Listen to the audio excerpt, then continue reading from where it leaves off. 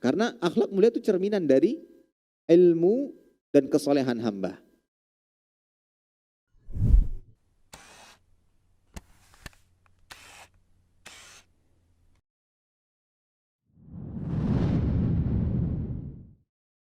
Bismillahirrahmanirrahim. Assalamualaikum warahmatullahi wabarakatuh.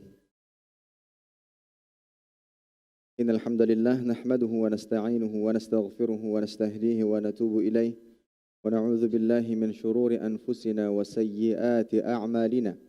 Man yahdihillahu fala mudilla lahu wa man yudlilhu fala hadiya lahu. Asyhadu an la ilaha illallah wahdahu la syarika lahu wa asyhadu anna Muhammadan 'abduhu wa rasuluhu la nabiyya wa la rasula ba'dah.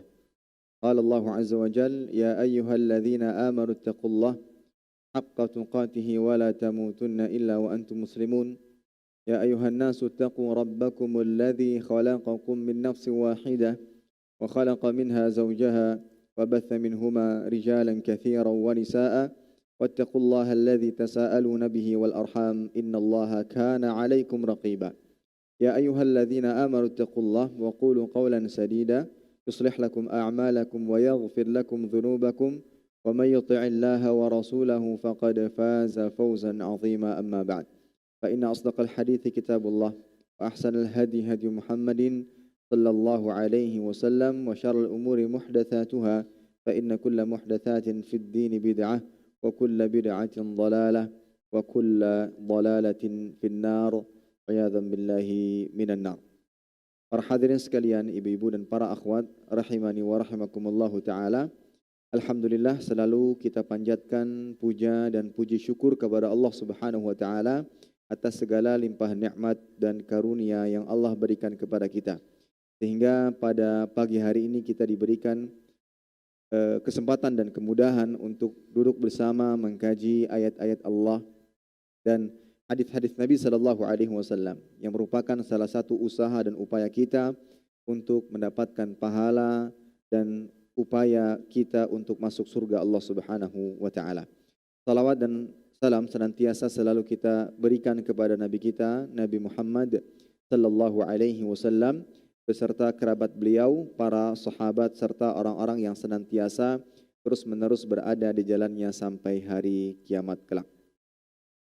Para hadirin sekalian, ibu-ibu dan para akhwat rahimani wa rahimakumullah taala, melanjutkan pembahasan Kitabul Jami' atau syarah dari Kitabul Jami' yang mana kitab ini terdapat di dalam kitab Bulughul Maram yang ditulis oleh Al-Hafidz Ibnu Hajar rahimahullah taala dan disebut sebagai Kitabul Jami' sebagaimana yang pernah disampaikan sebelumnya bahwa dalam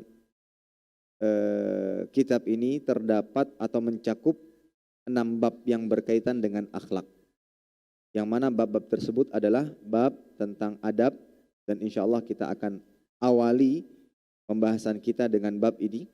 Kemudian bab kedua tentang babul bir wasilah, bab tentang bagaimana berbuat baik dan bagaimana bersilaturahim. Kemudian bab tentang zuhud dan wara, tentang sifat zuhud dan wara. Kemudian bab keempat tentang terhib min masawi'il akhlak, bab tentang peringatan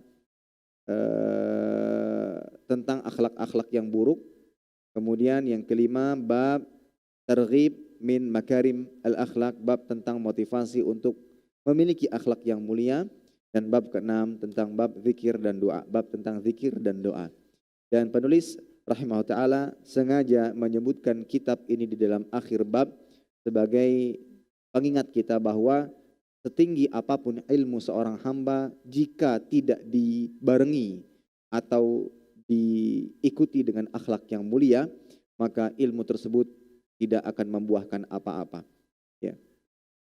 Dua hal yang tidak boleh lepas dalam diri seorang hamba, di samping dia memiliki ilmu, maka bentuk pengaplikasian dan pengamalan dari ilmu tersebut tercermin pada akhlak yang mulia. Dan insyaallah ta'ala pada kesempatan ini kita masuk pada bab adab dan hadis yang pertama yang akan dibahas adalah hadis hak sesama muslim. Ya. Jadi dalam bab adab itu terdapat beberapa hadis Dalam bab adab itu terdapat beberapa hadis. Dan hadis yang pertama ini berkaitan dengan hak sesama muslim. Baik, kita bacakan hadisnya.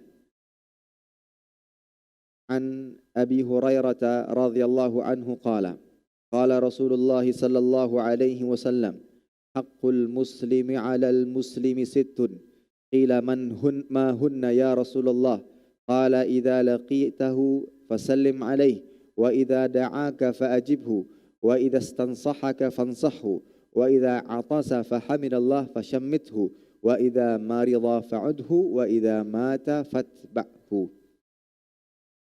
Artinya dari Abu Hurairah radhiyallahu anhu, ia berkata Rasulullah sallallahu alaihi wasallam bersabda, hak seorang muslim terhadap sesama muslim itu ada 6. Yang pertama, jika engkau bertemu dengannya maka ucapkanlah salam. 2, jika ia mengundangmu maka penuhilah undangannya. 3, jika ia meminta nasihat kepadamu maka berilah ia nasihat. 4, jika ia bersin dan mengucapkan alhamdulillah maka doakan ia dengan mengucapkan yarhamukallah. Yang kelima, jika ia sakit maka jenguklah. Dan yang keenam, jika ia meninggal dunia maka iringilah jenazahnya. Hadis ini diriwayatkan oleh Imam Muslim dalam sahihnya. Baik, para hadirin sekalian, ibu-ibu dan para akhwat rahimani wa rahmakumullahu taala. Kita masuk dalam syarhul hadis, penjelasan hadis yang barusan kita bacakan. Ketika Nabi Shallallahu Alaihi Wasallam mengatakan hak muslim terhadap muslim yang lain, maka ucapan ini bersifat umum. Sekali lagi, ucapan ini bersifat umum, mencakup setiap individu muslim. Selama dia seorang muslim, maka dia memiliki hak-hak di atas. Selama dia seorang muslim, maka dia memiliki hak-hak di atas untuk dijenguk ketika sakit, untuk diikuti atau diiringi jenazahnya ketika meninggal dunia, untuk diberi nasihat ketika ia meminta nasihat, untuk dipenuhi undangannya ketika dia mengundang, untuk diucapkan salam ketika berpapasan. Maka ini berlaku untuk setiap muslim. Baik ia adalah seorang muslim yang baik keislamannya maupun yang kurang baik. Apakah dia orang yang taat beragama atau tidak? Apakah dia wanita bercadar atau tidak? Apakah dia seorang wanita berpakaian syar'i atau tidak? Selama dia seorang muslim atau seorang muslimah, maka dia memiliki hak-hak di atas. Maka dia memiliki hak-hak di atas. Meskipun dia pernah terjatuh dan terjerumus kepada perbuatan dosa-dosa besar, selama bukan perbuatan dosa kekufuran yang bisa mengeluarkan ia dari Islam, maka pada saat itu dia adalah seorang muslim dan berhak mendapatkan haknya sebagai seorang muslim. Dan ini hukum asalnya. Tidak pandang dia muslim baik atau tidak, muslimah yang salihah atau tidak.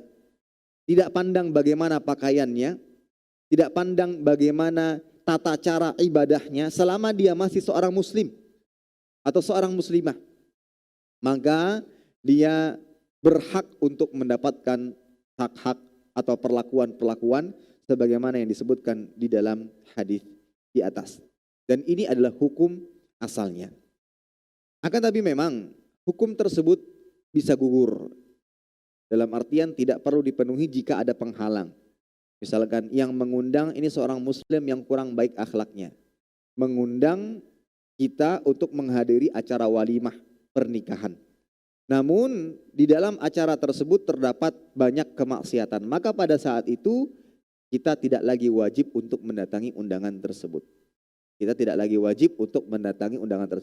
Namun alangkah baiknya kita sampaikan dengan cara yang baik bahwa kita berhalangan hadir. Ya.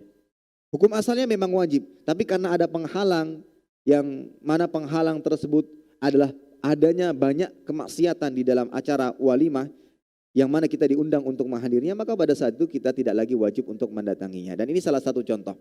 Tapi kembali kepada hukum asal wajib. Ibu-ibu ketika berpapasan dengan ibu-ibu yang lain, mungkin dari segi pakaian tidak sama, tidak serupa. Yang itu tidak bercadar, yang itu tidak menggunakan pakaian syar'i. Tapi selama dia muslimah ucapkan salam. Assalamualaikum ibu, gimana kabarnya? Sapa dengan cara yang baik. Ya. Begitu pula yang laki-laki. Ketika berpapasan dan bertemu dengan yang lainnya, ini nggak berjenggot, nih celananya isbal. Bukan berarti kita tidak mengucapkan salam. Bahkan kita dianjurkan dan sangat ditekankan untuk mengucapkan salam dan memenuhi hak-hak sesama muslim yang lainnya. Maka ini poin pertama yang harus kita pahami baik-baik. Bahwa penyebutan hak muslim dengan muslim yang lainnya ini hukum asalnya bersifat umum. Bersifat umum. Tidak mengenal apakah dia memiliki keislaman yang baik ataukah tidak. Selama dia seorang muslim, maka dia mendapatkan atau memiliki hak-hak ya sebagaimana disebutkan di dalam hadis di atas. Ketika bertemu berpapasan, dia berhak untuk diucapkan salam. Ketika dia mengundang, dia berhak untuk dipenuhi undangannya. Ketika dia sakit, dia berhak untuk dijenguk. Ketika dia meminta nasihat, dia berhak untuk diberi nasihat. Dan ketika dia meninggal dunia, maka jenazahnya berhak untuk diiringi. Baik, itu poin pertama. Kemudian poin kedua, ketika Nabi Shallallahu Alaihi Wasallam mengatakan hak seorang muslim atas muslim lainnya ada 6. Nah, penyebutan bilangan ini bukan sebuah pembatasan, ya bukan sebuah pembatasan. Jadi bukan berarti ketika Nabi Shallallahu Alaihi Wasallam menyebutkan ada 6 itu menafikan hak-hak yang lain, tidak. Ini penyebutan bilangan ini bukan dalam rangka penafian, ya. Karena di kalangan ahli ilmu ada dikenal istilah al-a'dad laisa lahu mafhum. Penyebutan bilangan itu tidak difahami sebagai bilangan-bilangan pembatasan.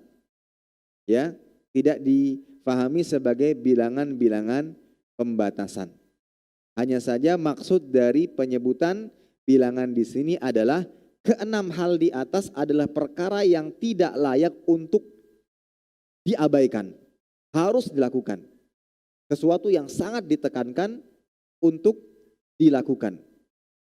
Mengucapkan salam satu sama lain, mengunjungi orang yang sakit ketika diminta nasihat, maka berikan nasihat dan yang semisalnya.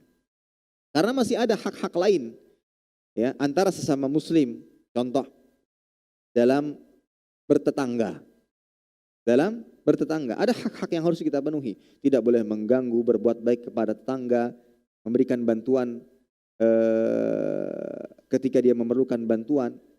Dan ini didasari dengan banyak dalil, di antaranya Nabi SAW mengatakan la yadkhulul jannata man la ya'man jaruhu bawa'iqah. Tidak akan masuk surga orang yang tetangganya tidak merasa aman dari gangguannya. Hadis riwayat Bukhari dan Muslim. Ada wasiat Jibril alaihi salam ya untuk memperhatikan tetangga, sebagaimana Nabi SAW menuturkan mazala yusini Jibril bil jar hatta dhanantu annahu sayuwarithu.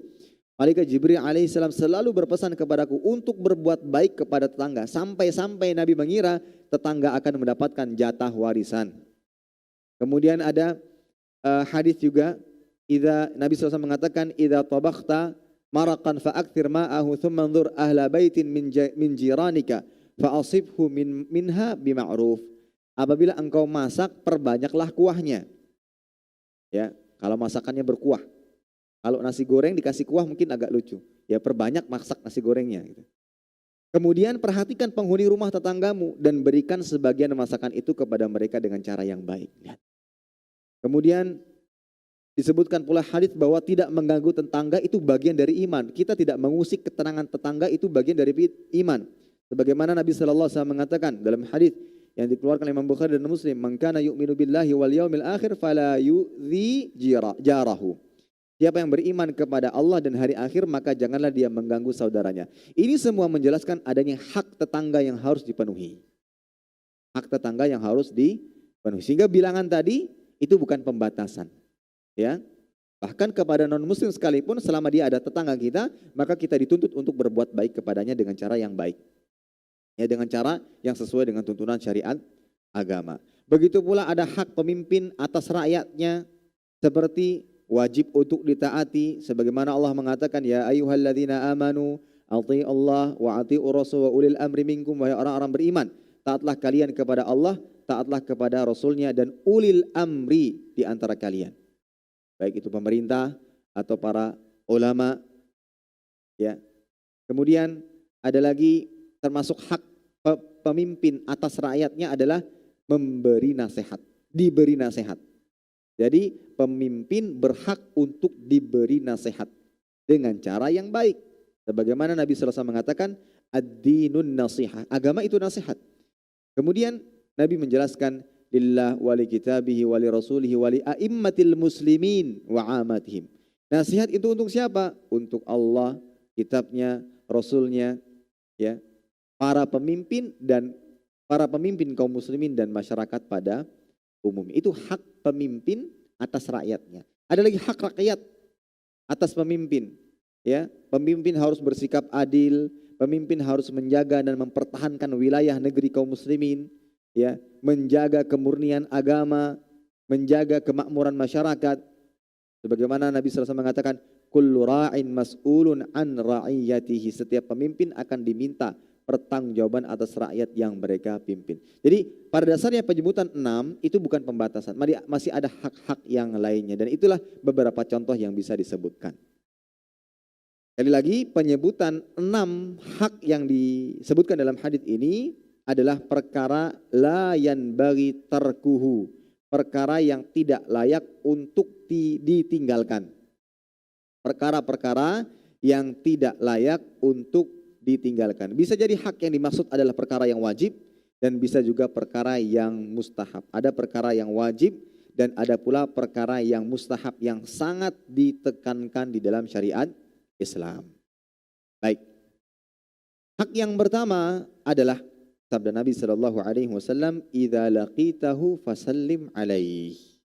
Ketika engkau bertemu dengannya, dengan saudaramu, maka berilah salam kepadanya. Hadisnya memang menggunakan lafadz untuk mudzakkar laki-laki, tapi hukumnya juga berlaku untuk perempuan. Perempuan ketemu dengan perempuan lain, ucapkan salam. Dan ingat, salamnya jangan hanya kepada yang dikenal. Salamnya jangan hanya kepada yang sama penampilannya, sama pakaiannya. Ketika ibu-ibu ke pasar, ketemu atau ingin membeli sesuatu, dan alhamdulillah penjualnya muslimah, ucapkan salam. Assalamualaikum ibu, gimana kabarnya? Pian ada berjual inilah bu. Meskipun itu pertama kali bertemu. Ini salah satu yang akan mempererat, dan ini bagian daripada dakwah. Dakwah dengan akhlak mulia. Oh ternyata selama ini yang saya dengar yang wanita bercadar itu sombong. Ternyata tidak.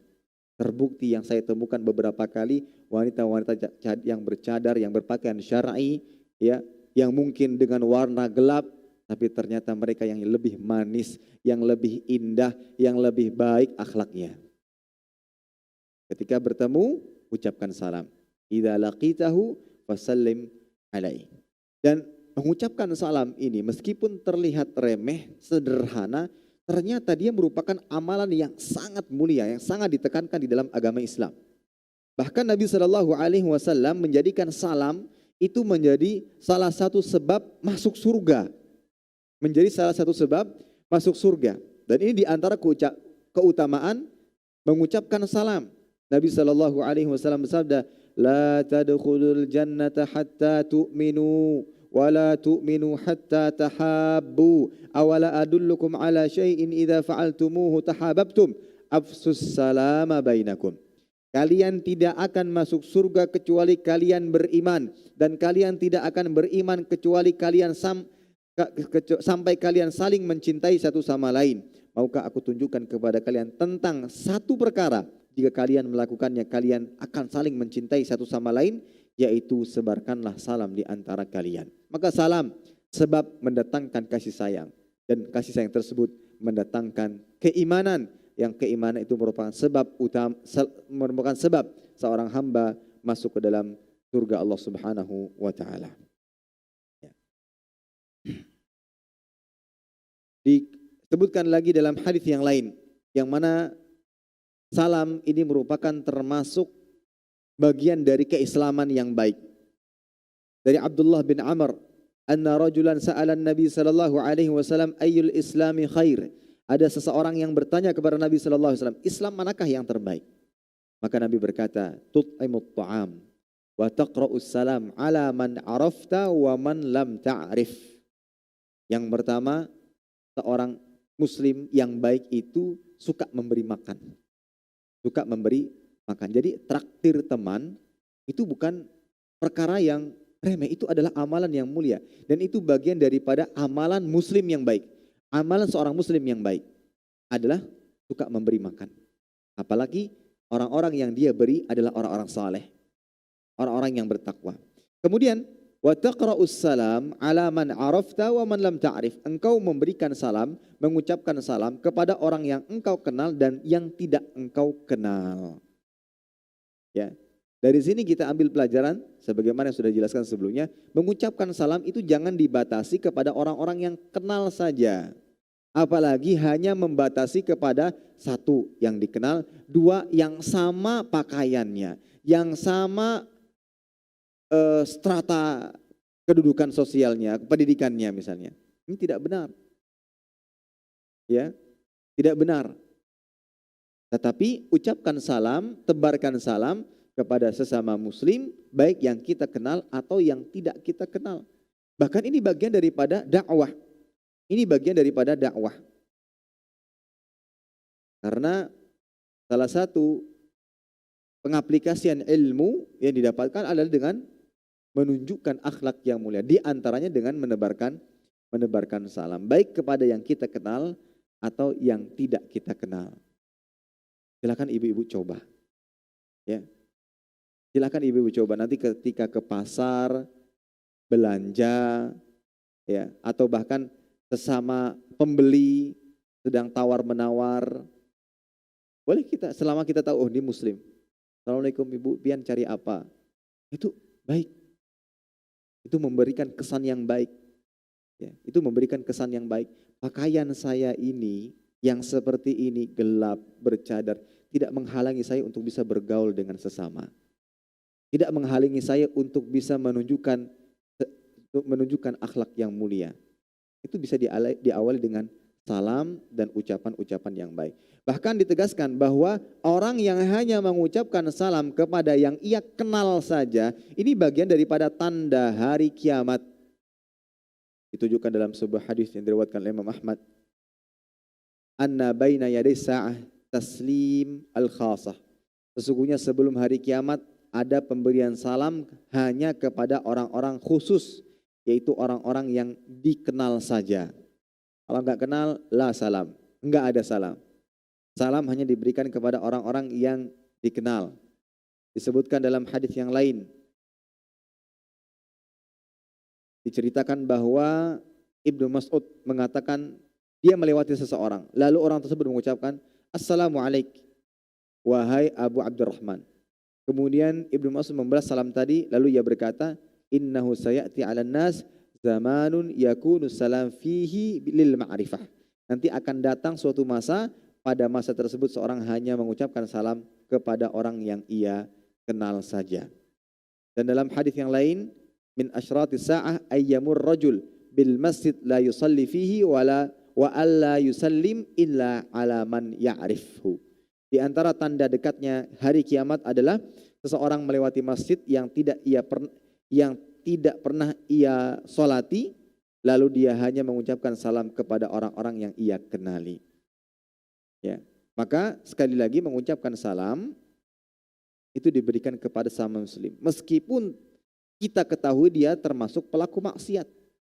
Dan mungkin dosa-dosa yang dilakukan adalah dosa-dosa yang besar. Tapi ini tidak menghalangi kita untuk tetap memberikan haknya sebagai seorang muslim, yaitu untuk diucapkan salam. Bahkan bisa jadi karena akhlak mulia yang kita tunjukkan, sering mengucapkan salam lewat salam. Contoh misalkan ada yang nongkrong-nongkrong di depan rumah, ketika adzan dikumandangkan kita lewat hendak pergi ke masjid. Ini mengisahkan tentang laki-laki. pergi ke masjid kemudian kita mengucapkan salam. Setiap hari kita lakukan hal demikian. Dan mudah-mudahan ini menjadi sebab dia mendapatkan hidayah, dia mendapatkan petunjuk dari Allah Subhanahu wa taala. Tidak boleh kita justru malah melewati dengan bermuka masam, dengan cemberut tanpa mengucapkan salam. Maka akan terucap itu hanya rajin sholat tapi tidak tercermin sama sekali akhlak yang mulia dalam dirinya. Sholatnya nggak berfaedah, mending kayak saya nggak usah sholat sekalian. Bisa terucap hal-hal demikian. Karena akhlak mulia itu cerminan dari ilmu dan kesolehan hamba. Tapi kalau seandainya kita setiap hari lewat mengucapkan salam, mudah-mudahan ini sebagai salah satu sebab dia mendapatkan petunjuk dan hidayah dari Allah Subhanahu wa taala. Dan ada sebuah kisah yang menyatakan hal demikian, ya. Dan kisah bersumber dari Abdullah bin Salam radhiyallahu anhu bahwa dulunya beliau adalah seorang Yahudi yang masuk Islam kemudian menjadi salah seorang sahabat. Beliau berkata, "Lamma qadiman Nabiyyu sallallahu alaihi wasallam al-Madinah, ji'tu falamma tabayyantu wajhahu wa 'araftu anna wajhahu laysa biwajhi kadzdzab. Wa kana awwalu ma qala ayyuhan nas afsus salam wa at'imut ta'am wasilul arham wa sallu bil laili wan nasu niyam tadkhulul jannata bisalam." Kata beliau Abdullah bin Salam radhiyallahu anhu yang mana kala itu beliau masih seorang Yahudi, ya. Ketika Nabi Shallallahu alaihi wasallam datang di kota Madinah, maka beliau ini datang untuk melihat dan memperhatikan Nabi Shallallahu alaihi wasallam. Tatkala beliau memperhatikan wajah Nabi Shallallahu alaihi wasallam, pada saat itu beliau mengetahui bahwa ini bukan wajah seorang pendusta. Dan pertama kali yang diucapkan oleh Nabi Shallallahu alaihi wasallam yang didengar oleh Abdullah bin Salam adalah, "Wahai manusia, wahai masyarakat, tebarkanlah salam. Berilah makanan, sambunglah silaturahim, dan sholat malamlah tatkala orang-orang sedang tidur. Niscaya kalian akan masuk surga dengan penuh keselamatan." Dengan sebab itulah ada getaran dalam diri sahabat yang mulia ini yang membuat beliau diberikan hidayah dan petunjuk dan masuk ke dalam agama Islam dan menjadi salah seorang sahabat yang mulia. Begitu pula ada riwayat dari Imam Malik, anna Tufail bin Ubay bin Ka'ab akhbarahu annahu kana ya'ti Abdullah bin Umar fayaghdu ma'ahu ila suq, qala fa idza ghadawna ila suq lam yamur Abdullah bin Umar ala saqat wala sahibi bi'ah wala miskin wala ahad illa sallam alaih. Qala Tufail faji'tu Abdullah bin Umar yawman fastatba'ani ila suq faqultu lahu wa ma tasna'u fi suq wa anta la taqifu 'ala al-bay' wa la tas'alu 'ani as-sila' wa la tasumu biha wa la tajlis fi majalis suq. Qala wa aqulu ijlis bina ha huna natahaddath. Qala faqala li Abdullah bin Umar ya ibn batn wa kana Tufail dha batn innama naghdu min ajli salam nusallim ala man laqiyana. Dikisahkan bahwa At-Tufail bin Ubay bin Ka'ab mendatangi Abdullah bin Umar. Lalu ia pergi bersama beliau ke pasar. At-Tufail berkata, maka ketika kami berangkat ke pasar, tidak ada seorang pun yang dilewati oleh Abdullah bin Umar, ya, baik yang menjual barang-barang yang tidak baik, penjual apapun, bahkan dia adalah orang miskin, melainkan beliau akan mengucapkan salam kepadanya. Kemudian At-Tufail berkata, aku pun mendatangi beliau pada suatu hari, lalu beliau memintaku untuk mengikuti beliau ke pasar. Lalu aku berkata kepadanya, apa yang hendak engkau lakukan di pasar? Sementara engkau tidak berhenti, dalam artian engkau tidak melakukan transaksi jual beli, tidak ada tawar menawar, ya, tidak duduk di salah satu tempat-tempat yang ada di pasar. Maka Abdullah bin Umar mengatakan, wahai Abu Batn, kita hanyalah ke pasar dengan tujuan menyebarkan salam. Kita memberi salam kepada siapa saja yang kita temui. Nah, ini tentunya kisah yang sangat menggugah berkaitan dengan menyebarkan salam, ya, berkaitan dengan menyebarkan salam. Bahkan salam itu, ibu-ibu sekalian, merupakan sebab untuk mencapai derajat keimanan yang sempurna.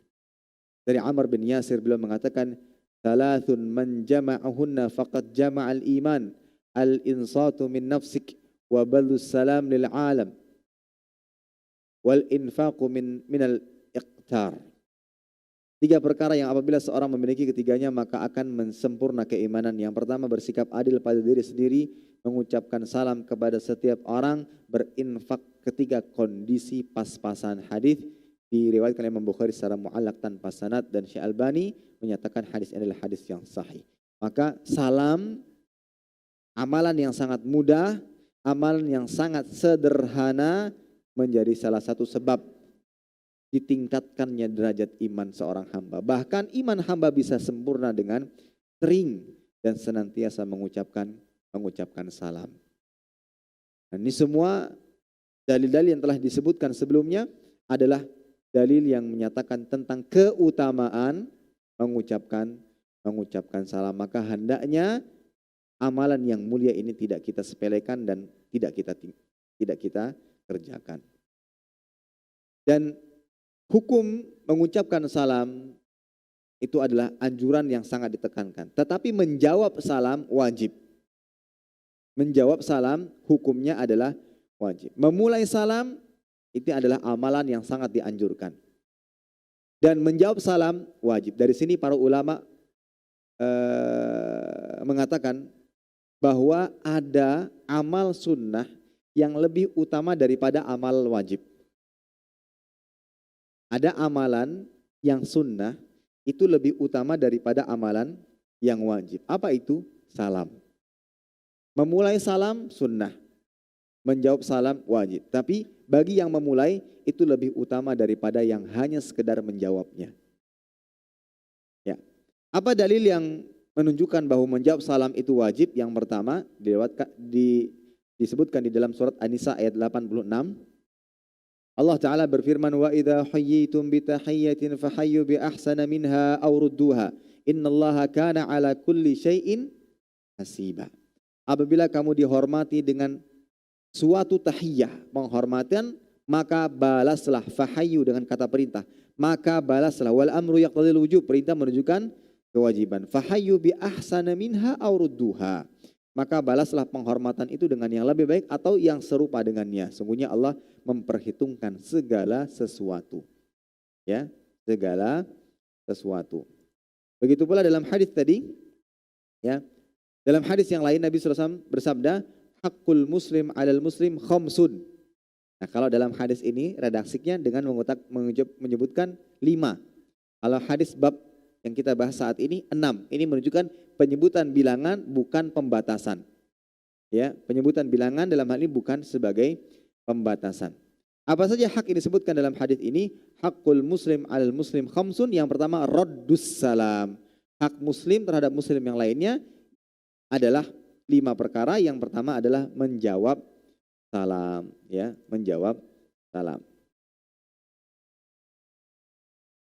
Jadi menjawab salam hukumnya adalah wajib. Fardu ain ketika salam tersebut diucapkan kepada diri kita sendiri. Ketika dia mengucapkan salam kepada kita, maka pada saat itu kita wajib fardu ain menjawab. Dan adapun ketika ucapan salam diberikan kepada jamaah, ada sekelompok orang, maka hukumnya fardu kifayah. Ketika sudah dijawab oleh sebagian, maka gugur kewajibannya dari sebagian yang lainnya. Baik, adakah batasan volume suara salam? Apakah harus dengan suara lantang, suara keras, berteriak, Assalamualaikum, misalkan. Ternyata yang mengucapkan itu ibu-ibu. Apakah demikian? Maka berdasarkan hadis yang diriwayatkan oleh Imam Bukhari dalam kitab beliau Adabul Mufrad disahihkan oleh Syekh Albani rahimahullah taala, bahwa Al-Miqdad bin Al-Aswad radhiyallahu mengatakan, kana Nabi sallallahu alaihi wasallam yaji'u minal lail fayusallim tasliman la yuqidhu naiman wa yusmi'ul yaqdhan. Nabi sallallahu alaihi wasallam pernah datang suatu malam. Ya, pernah datang ke sebuah rumah di suatu malam. Beliau bersalam dengan salam yang tidak membangunkan orang yang tidur, namun bisa didengar oleh orang yang terjaga. Jadi datar, ya, tidak perlu teriak-teriak dan jangan berbisik-bisik. yang bisa menimbulkan suudzon. Bisa jadi suudzon, kamu ini nggak salam ya? Saya salam kok, enggak, saya nggak dengar. Tadi pelan. Nah, ya. Tapi jangan juga berteriak-teriak yang membuat orang kaget dan bisa mengganggu orang yang sedang istirahat. Ya, bisa mengganggu orang yang istirahat. Bisa mengganggu orang yang istirahat. Maka sedang, pertengahan, tidak terlalu nyaring dan tidak terlalu pelan. Baik, siapa yang seharusnya mendahului salam? Berdasarkan hadis yang diriwayatkan oleh Imam Bukhari dan Muslim, Nabi sallallahu alaihi wasallam sabda, yusallimur rakibu 'alal mashi wal mashilu 'alal qa'id wal qalilu 'alal katsir. Hendaknya orang yang berkendaraan memberi salam lebih dahulu kepada yang berjalan. Orang yang berjalan memberi salam kepada orang yang duduk. Rombongan yang sedikit memberi salam kepada rombongan yang banyak. Dalam hadis yang lain diriwayatkan Imam Bukhari, yusallimus saghiru 'alal kabir wal maru 'alal qa'id wal qalilu 'alal katsir. Yang muda memberikan salam kepada yang tua, yang jalan memberikan salam kepada yang duduk, yang sedikit memberikan salam kepada yang banyak. Sehingga siapa yang mulai? Satu, yang kecil, anak kecil, yang muda kepada yang lebih tua, yang lebih dewasa. Yang berjalan kepada yang duduk. Yang di atas kendaraan, ya, di atas dari yang berjalan, dan yang sedikit kepada yang banyak. Tapi apakah boleh sebaliknya? Contoh, yang dewasa mengucapkan salam kepada yang kecil, boleh dalam rangka memberikan pendidikan. Karena mungkin anak-anak perlu contoh, perlu teladan. Ya, perlu teladan. Ketika kita lewat, banyak anak-anak terkadang tidak paham atau mungkin belum mendapatkan pengajaran dan pendidikan. Kita yang mengawali mengucapkan salam, assalamualaikum, assalamualaikum, seperti itu.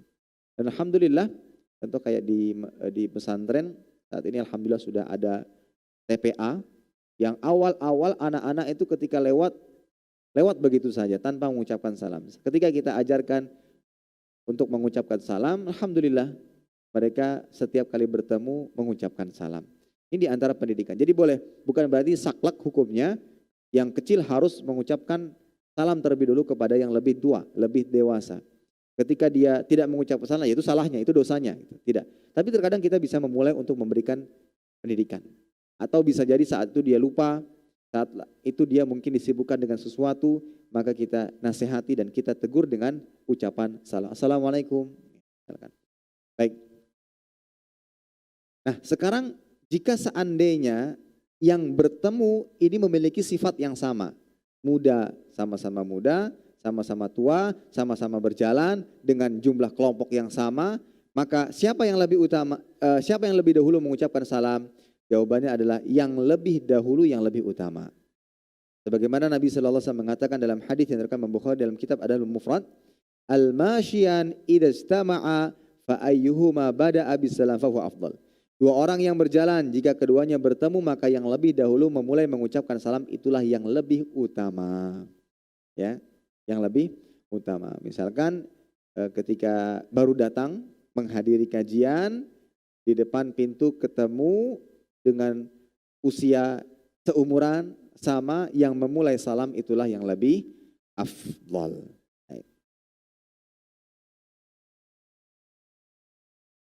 Dan dianjurkan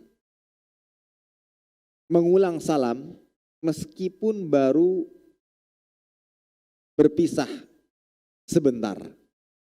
Ya. Hal ini sebagaimana disebutkan dalam hadis yang diriwayatkan oleh Imam Abu Dawud dan disahihkan oleh Syekh Albani rahimahullah taala. Nabi sallallahu alaihi wasallam bersabda, "Idza laqiya ahadukum akhah falyusallim alaihi fa in halat bainahuma syajarah aw jidarun aw hajar wa laqiyahu falyusallim alaihi." Jika seorang dari kalian bertemu dengan saudaranya sama muslim, maka ucapkanlah salam. Jika kemudian keduanya terhalang oleh pohon atau tembok atau batu, kemudian bertemu kembali, maka ucapkanlah salam. Saking Islam itu sangat menekankan untuk menyebarkan salam. Bahkan hal-hal yang seperti ini, keadaan seperti yang dicontohkan oleh Nabi sallallahu alaihi wasallam, tetap dianjurkan untuk mengucapkan salam ketika bertemu. berjalan, kemudian ada tembok besar yang menyebabkan mereka terpisah, ya, perjalanan mereka terpisah. Dan kemudian di penghujung tembok bertemu kembali, dianjurkan mengucapkan salam. Yang lebih afdal siapa yang memulai? Yang lebih afdal adalah siapa yang memulai. Atau contoh yang lain, dua orang sedang ngobrol, kemudian dia pamitan, assalamualaikum. Pergi lupa sesuatu, ada yang terlupakan untuk dibicarakan, datang kembali, ucapkan salam kembali. Ini di antara sesuatu yang dianjurkan di dalam mengucapkan salam. Baik. Termasuk di antara yang dianjurkan dalam mengucapkan salam adalah salam ketika masuk rumah, ya. Salam ketika masuk rumah.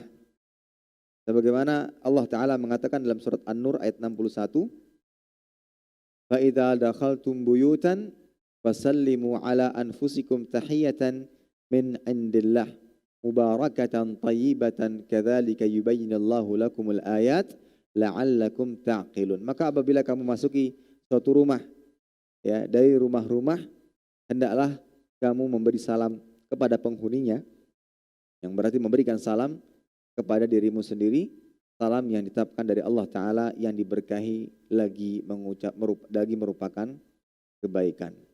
Dan Nabi SAW bersabda dalam hadis yang diriwayatkan oleh Imam Muslim, "Idza dakhala ar-rajulu baitah fa dzakara Allah 'inda dukhulihi wa 'inda ta'amihi, qala syaitan la mabita lakum wa la 'asha, wa idza dakhala falam yadhkurillah 'inda dukhulihi qala syaitan adraktumul mabit, wa idza lam yadhkurillahi 'inda ta'amihi adraktumul mabit wal 'asha."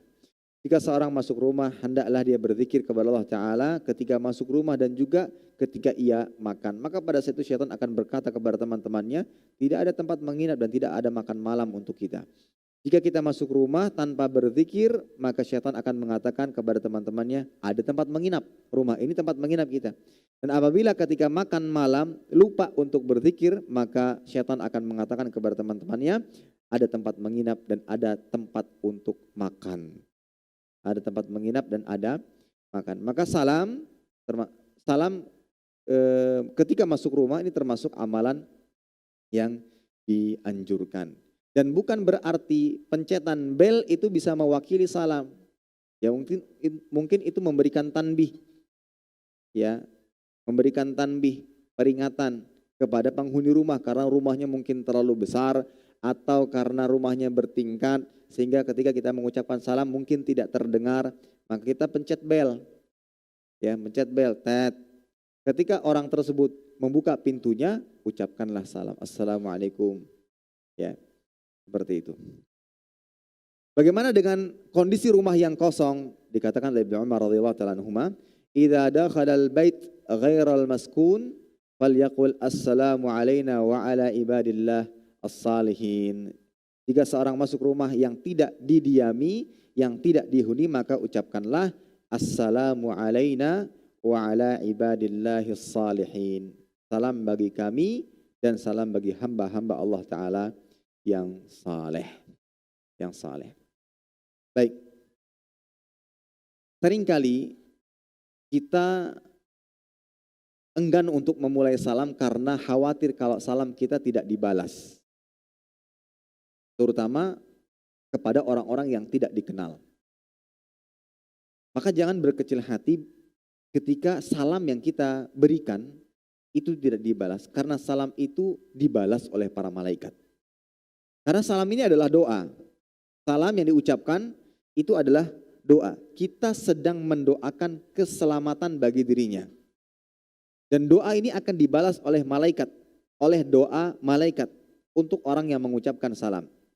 Sebagaimana Nabi SAW bersabda, "Taslimuka ala bani Adam idza laqitahum fa idza raddu alaik raddat alaika wa alaihim al malaika wa illam yaruddu alaika raddat alaika al malaika wa la'anathu aw sakatat anhum wa la'anathum aw sakatat anhum."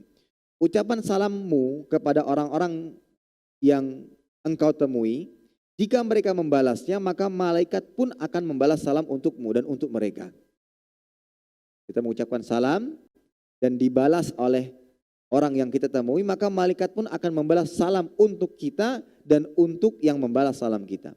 Namun jika tidak dibalas salam kita, kita sudah mengucapkan salam dan tidak dibalas, entah karena tidak didengar mungkin atau mungkin ada sebab-sebab yang lainnya, maka malaikat akan membalas salam untuk kita dan akan melaknat bagi mereka yang mendiamkannya. Jadi jangan pernah berkecil hati ketika ucapan-ucapan salam kita selama ini tidak pernah dijawab. Ustaz, saya nggak mau lagi mengucapkan salam kepada fulan wala allan.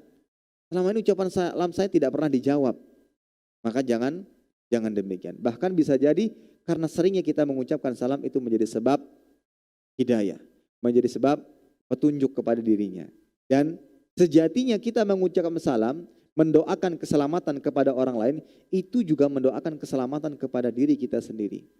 Dan yang mendoakan dan mengaminkannya adalah malaikat. Karena bisa jadi kita dengan segala macam kekurangan kita, ada kekhawatiran jika doa kita tidak dikabulkan oleh Allah Subhanahu wa taala. Lantas bagaimana dengan doanya malaikat? Yang betul-betul taat kepada Allah Subhanahu wa taala, tidak pernah bermaksiat kepadanya. Dan kita mendapatkan doa malaikat dengan mengucapkan salam. Assalamualaikum warahmatullahi wabarakatuh. Tidak dijawab, enggak perlu berkecil hati karena malaikat pun akan mendoakan kita. Baik, dalam membalas salam, balaslah yang dengan yang lebih baik atau yang semisal. Dan ini berdasarkan ayat tadi, wa idza hayyitum bi tahiyyatin fahayyu bi ahsana minha aw rudduha. Yang terbaik adalah yang lengkap. Assalamualaikum warahmatullahi wabarakatuh. Assalamualaikum warahmatullahi. Kemudian yang ketiga, assalamualaikum. Nah, ketika kita diucapkan salam, assalamualaikum, maka kita jawab yang lebih baik. Assalamualaikum warahmatullahi. Atau yang lebih lengkap, assalamualaikum warahmatullahi wabarakatuh. Dan begitu pula, sebagaimana ucapan salam secara langsung disyariatkan, begitu pula di dalam chattingan, ya, ketika diucapkan salamnya maka kita menjawabnya. Baik, bagaimana dengan fenomena titip salam? Ya, bagaimana dengan fenomena titip salam? Akhi, sampaikan salamku kepada fulan. Ukhti, sampaikan salamku kepada fulanah. Maka pada saat itu ketika kita dititipi salam, maka itu menjadi sebuah amanah. Menjadi sebuah amanah. Dan kita wajib menyampaikan salam tersebut. Dan ini berdasarkan konteks ayat, innallaha ya'murukum an tu'addul amanati ila ahliha. Sesungguhnya Allah memerintahkan kalian untuk menunaikan amanah kepada orang yang berhak menerimanya. Ya. Ketika kita mengiyakan untuk menyampaikan salam, maka pada saat itu kita memikul kewajiban tersebut. Ya. Kita diminta untuk memikul kewajiban tersebut. Contoh, antum mau ke Jakarta ya? Iya, saya mau ke Jakarta. Di Jakarta itu ada saudara saya, di Jakarta itu ada kenalan saya. Nanti ucapkan salam kepadanya ya. Kalau kita iyakan, itu sama halnya kita membebani diri kita untuk mencari kenalannya dan mengucapkan salam kepadanya. Repot kan? Ya.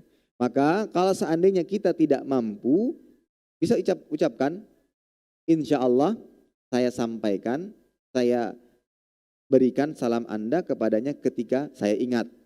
Atau ketika ada kesempatan. Ya. Ketika tidak ada halangan. Nah ini yang paling bagus. Tapi yang lebih bagus lagi, kita jangan membebani orang lain dengan titipan-titipan salam. Jangan membebani orang lain dengan titipan-titipan salam. Ya. Karena terkadang orang ya iya aja. Di situ dia memiliki kewajiban untuk memenuhi salamnya. Dan alhamdulillah saat ini ada handphone. Ya, kalau seandainya kita ingin menyapa, jangan melalui perantara orang lain ya, tinggal telepon, kemudian ucapkan salam, mengobrollah dengannya, ya, saling sapa dengan fasilitas yang ada saat ini.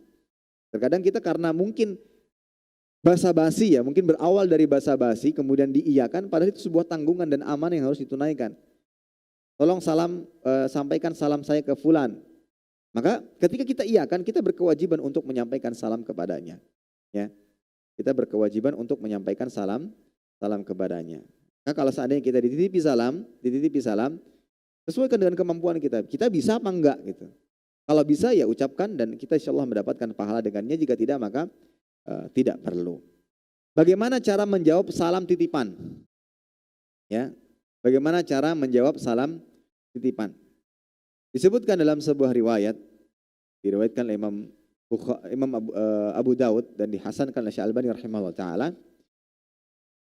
Ada seorang laki-laki dari Bani Numair radhiyallahu anhu yang mengatakan, "Ba'athani abi ila Rasulillah sallallahu alaihi wasallam faqala i'tihi fa'aqrihi as-salam." Qala fa'ataitu faqultu inna abi yuqri'uka as-salam faqala 'alaika as-salam wa 'ala abika as-salam. Ayahku mengutusku untuk menemui Rasul sallallahu alaihi wasallam. Nabi bersabda, "Datangkan ia." Ya. Lalu dia mengucapkan kepada Nabi sallallahu alaihi wasallam, "Aku berkata kepada," kemudian dia mengatakan, "Ayahku mengirim salam untukmu wahai Nabi." Maka Nabi sallallahu alaihi wasallam mengatakan, "Wa 'alaikas salam wa 'ala abikas salam." Jadi yang menyampaikan, yang membawakan titipan salam juga didoakan. Didoakan. Ya, alaikas salam wa ala abikas salam. Atasmu keselamatan dan begitu pula atas ayahmu. Misalkan antara ibu-ibu, titip salam ya untuk ibu fulan. Nanti ketika sudah sampai, Bu, ada titipan salam. Dan yang menyampaikan juga perempuan. Bu, ada titipan salam. Maka bagaimana menjawabnya? Alaiki wa alaiha assalam. Ya, sedikit menggunakan kaidah nahwu. Ya, kalau perempuan pakai ki, alaiki wa alaiha. Ha ini untuk perempuan. Ki itu untuk kamu, ha itu untuk dirinya. Alaiki wa alaiha assalam. Atasmu dan atasnya, bagimu dan baginya keselamatan. Untuk laki-laki alaika wa alaihi assalam. Adapun untuk perempuan alaiki wa alaiha assalam. Ya. Nah, kalau seandainya seorang anak laki-laki dititipi salam oleh teman ibunya. Nah, titip salam buat ibumu ya. Maka apa jawaban ibunya? Alaika, kan anaknya laki-laki nih. Alaika wa alaiha assalam. Jadi ka untuk laki-laki, ki untuk perempuan. Hu, ahi untuk laki-laki, ha untuk perempuan. Ya, sedikit menjelaskan tentang bagaimana menjawab salam titipan ya. Baik, permasalahan yang berikutnya adalah bolehkah mengucapkan salam kepada lawan jenis? Misalkan laki-laki mengucapkan salam kepada perempuan. Seumuran lagi, sama-sama jomblo lagi, boleh nggak kira-kira? Ya. Baik, berbicara tentang hal ini kita ketahui atau kita akan baca terlebih dahulu, kita bacakan terlebih dahulu hadis-hadis. Apa yang dari situ kita akan menyimpulkan hukum mengucapkan salam kepada lawan jenis. Yang pertama hadis dari Sahal radhiyallahu anhu. Abdullah bin Maslamah menyebutkan riwayat dari Ibnu Abi Hazim. Ia dari bapaknya dari Sahal radhiyallahu anhu. Sahal radhiyallahu berkata, "Kunna nafrahu yaumal jum'ah." Qultu li Sahal, "Walima?" Qala kanat lana ajuzun tursilu ila buda'ah nakhlin bil Madinah fata'khudhu min usulis silq fatatruhuhu fi qidrin wa tukarkiru habbatin min sya'ir fa idza sallayna al jum'ata insarafna wa nusallim 'alayha wa tuqaddimuhu ilaina fanafrahu min ajlihi wa ma kunna naqilu wa la nataghadda illa ba'dal jum'ah." Kata Sahal radhiyallahu an, di sini diriwayatkan oleh Imam Bukhari. Kata Sahal, kami sangat senang hari Jumat karena memang hari Jumat adalah Yaumul Id, hari raya kaum muslimin setiap pekannya. Maka Abu Hazim ya mengatakan atau bertanya kepada Sahal, "Mengapa senang di hari Jumat?" Ya, maka Sahal mengatakan kami punya kenalan seorang wanita tua. Ia mengirim orang ke Buda'ah, ini sebuah kebun di Madinah, lalu mengambil dari pohon tersebut silk itu seperti sayuran, kemudian dimasukkan ke dalam bejana, kemudian diolah hingga matang. Kemudian dia mengadon dengan biji-bijian yang terbuat dari gandum, biji-bijian dari gandum. Setelah itu dibuatlah sebuah makanan. Nah, selesai sholat Jumat, maka Sahal dan yang lainnya datang ke rumah wanita tersebut. Kemudian mengucapkan salam kepadanya. Lalu wanita itu menghidangkan masakan tersebut kepada kami dan kami pun bergembira dengannya. Kami tidak tidur siang hingga dan tidak makan kecuali setelah sholat Jumat.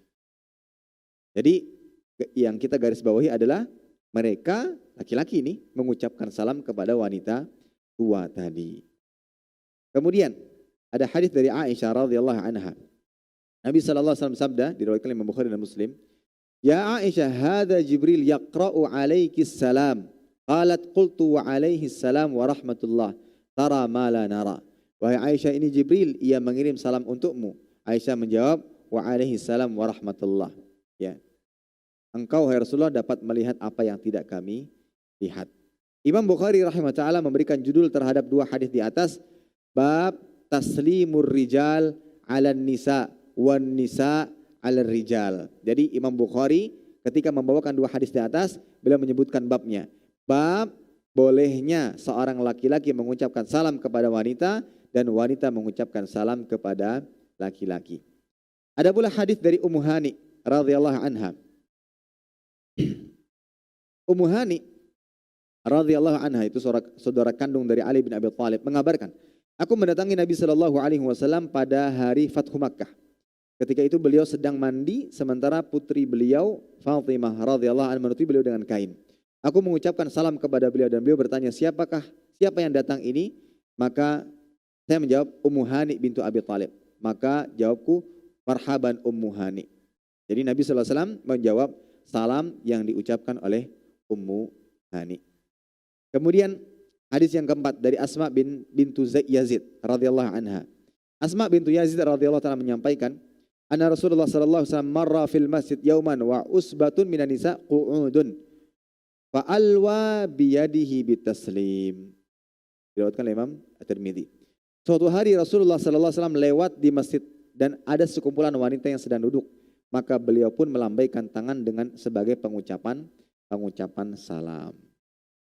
Apa yang dijelaskan oleh para ulama berkaitan hadis di atas, maka Imam Al-Qurtubi mengatakan boleh mengucapkan salam ya kepada para wanita atau sebaliknya. Ya, boleh mengucapkan salam kepada wanita atau sebaliknya. Ada sebagian yang memberikan spesifik, satu kepada wanita tua, dua kepada sekelompok wanita. Sebagaimana yang dilakukan oleh Nabi Shallallahu Alaihi Wasallam. Ya. Imam An-Nawawi juga mengatakan seorang laki-laki ajnabi boleh mengucapkan salam kepada wanita ajnabiyah selama wanita tersebut lebih dari satu. Ya, lebih dari satu. Intinya hukum asalnya seorang laki-laki boleh mengucapkan salam kepada wanita ajnabiyah yang bukan mahramnya dengan catatan tidak menimbulkan fitnah. Jadi ketika ada sebab-sebab pendukung yang bisa mendatangkan fitnah maka lebih baik dihindari. Misalkan mengucapkan salam kepada wanita yang sedang sendirian dan seumuran lagi. Ya, sama-sama jomblo lagi. Ini khawatir jika bisa mendatangkan fitnah. Jika ingin menikah dengannya maka segera dilakukan proses-proses untuk sampai kepada pernikahan. Jangan sampai berlarut-larut yang bisa menyebabkan timbulnya fitnah. Ya. Jadi intinya boleh, hanya saja berhati-hatilah dengan fitnah yang ditimbulkan darinya. Baik. Adapun mengucapkan salam kepada non-muslim maka jelas Nabi sallallahu alaihi wasallam mengatakan la tabda'u al-yahud walan nasara bisalam. Jangan kalian memulai mengucapkan salam kepada orang-orang Yahudi dan Nasara, ya, orang-orang Yahudi dan Nasara. Tidak boleh kita mendahului mengucapkan salam kepada mereka. Dan apabila mereka mengucapkan salam, tidak menjawabnya dengan salam yang kita ucapkan, ya, tidak menjawabnya dengan salam yang kita ucapkan. Bisa dengan wa'alaik, nah, bisa dengan mengucapkan demikian, tidak dengan menjawab waalaikumsalam warahmatullahi wabarakatuh, tidak demikian, tapi bisa dengan mengucapkan wa'alaika. Ya, wa alaika. Adapun jika seandainya kita mengucapkan salam secara umum ya, secara umum. Misalnya ada kelompok orang yang di situ ada muslim dan ada orang-orang kafir. Bagaimana kita mengucapkan salamnya? Maka kita ucapkan salam secara umum dan kita niatkan salam tersebut kepada kaum muslimin. Dan ini dijelaskan oleh Imam Ibnu Hajar Al-Asqalani. Beliau mengatakan jawazus salam 'alal muslimin idza kana ma'ahum kuffar wa yanwi hina idzin bis salam lil muslimin. Boleh mengucapkan salam kepada kaum muslimin apabila bersama orang-orang kafir dengan niatan salam hanya untuk kaum muslimin saja. Ya. Adapun mengucapkan sapaan maka tidak mengapa. Ahlan wa sahlan wa kaifa haluk atau ucapan-ucapan sapaan-sapaan yang semisalnya kepada orang-orang non-muslim tidak masalah. Dan mudah-mudahan ini salah satu bentuk kita ingin menunjukkan akhlak mulia yang diajarkan di dalam Islam, bahwa seorang muslim dia terkenal dengan akhlak yang mulianya. Mudah-mudahan dengan itu sebagai penggugah agar non-muslim, orang-orang non-muslim baik di kalangan kenalan kita, teman kita, jadi sebab mereka masuk ke dalam Islam karena akhlak mulia yang kita tunjukkan. Wallahu a'lam bishawab. Baik, saya rasa ini dulu yang bisa disampaikan. Kita baru menjelaskan atau menyampaikan berkaitan dengan fikih salam, ya. Berkaitan dengan fikih salam yang merupakan salah satu hak sesama muslim yang harus ditunaikan. Dan ingat, tidak memandang apakah dia muslim yang baik atau tidak, apakah dia berpakaian syar'i secara sempurna ataukah tidak, apakah dia bercadar ataukah tidak, dia berjanggut atau tidak, isbal ataukah tidak, selama dia seorang muslim, dia memiliki hak untuk diucapkan salam kepadanya. Maka ketika kita bertemu dengan seseorang, dia adalah seorang muslim atau muslimah, maka ucapkan salam. Assalamualaikum, itu haknya. Dan lebih baik lagi kita ucapkan dengan ucapan salam yang sempurna, yang lengkap. Wallahu a'lam. Ini kiranya bisa disampaikan, mudah-mudahan bermanfaat. Kurang dan lebihnya saya mohon maaf sebesar-besarnya. Kebenaran datangnya dari Allah Ta'ala, kekurangan dan kehilafan datangnya dari saya pribadi. Karena kurangnya ilmu yang saya miliki, Allah Ta'ala dan Rasulnya sallallahu alaihi wasallam berlepas diri darinya. Kita tutup dengan doa kafaratul majlis. Subhanakallahumma bihamdika asyhadu an la ilaha illa anta astaghfiruka wa atubu ilaik. Wassalamualaikum warahmatullahi wabarakatuh. Terima kasih. Jazakumullah khairan wa barakallahu fikum. Video ini dibuat atas partisipasi dari donasi Anda. Semoga menjadi amal jariah bagi Anda semuanya.